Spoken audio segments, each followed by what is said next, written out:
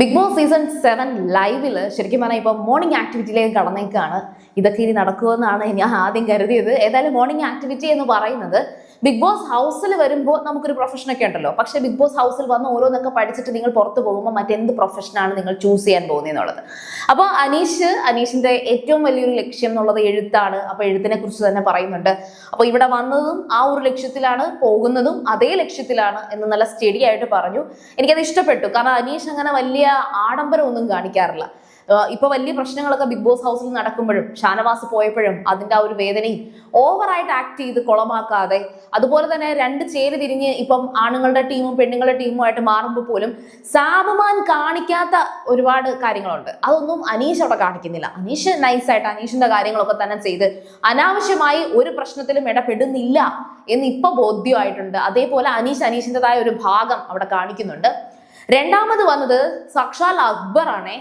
അക്ബർ വന്നിട്ട് അക്ബർ ഒരു പാട്ടുകാരനാണ്. ആ ഒരു മേഖലയിൽ വർഷങ്ങളായിട്ട് നിൽക്കുന്നുണ്ട്. അപ്പൊ ഹിന്ദിയിലൊക്കെ പാട്ട് പാടണം, അതുപോലെ തന്നെ അവസരങ്ങൾ കിട്ടണം എന്നാണ് കരുതിയതെങ്കിലും ബിഗ് ബോസ് ഹൗസിലെ കുറച്ച് പാഠങ്ങളൊക്കെ മാറി ചിന്തിക്കാൻ, പാട്ടുകാരനിൽ നിന്ന് മാറി ചിന്തിക്കാനാണ് അക്ബറിന് സാധിച്ചതെന്ന് പറയുന്നുണ്ട്. ഉറപ്പായിട്ടും അക്ബറിന്റെ മോർണിംഗ് ആക്ടിവിറ്റിയിൽ പറഞ്ഞ കാര്യങ്ങൾ വാസ്തവമാണ്, വേറൊന്നുമല്ല.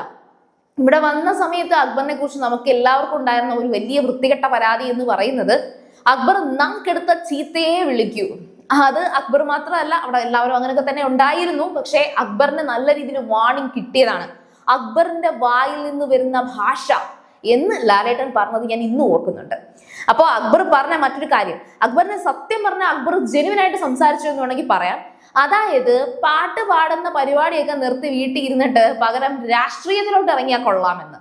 സത്യമാണ്. ഇടയ്ക്കിടയ്ക്ക് ആദിലയും നൂറയും ഇതിനെക്കുറിച്ചൊരു കാര്യം പറയാറുണ്ട്. അതായത് അക്ബർ ഒരു വിഷയത്തെ, അത് സാബുമാനം പറഞ്ഞിട്ടുണ്ട്, ഒരു വിഷയം നടന്ന് ആ ഒരു വിഷയത്തെ മറ്റൊരാൾക്ക് നറേറ്റ് ചെയ്ത് കൊടുക്കുമ്പോൾ അക്ബർ സംസാരിക്കുന്ന രീതി കേട്ടാ നമ്മൾ കൺവിൻസ്ഡ് ആവും. ഭയങ്കര കൺവിൻസിങ് സ്റ്റാർ ആണ് അക്ബർ. അക്ബർ പറയുന്ന കാര്യത്തിൽ നമുക്കൊരു ലോജിക്ക് ഫീൽ ചെയ്യും. എനിക്കൊന്ന് ലാലേട്ടനും ആ ട്രാപ്പിൽ പെട്ടുപോയി എന്നാ തോന്നുന്നത്. അക്ബർ ഒരു കാര്യം പറയുന്നത് കേട്ട് കഴിഞ്ഞാൽ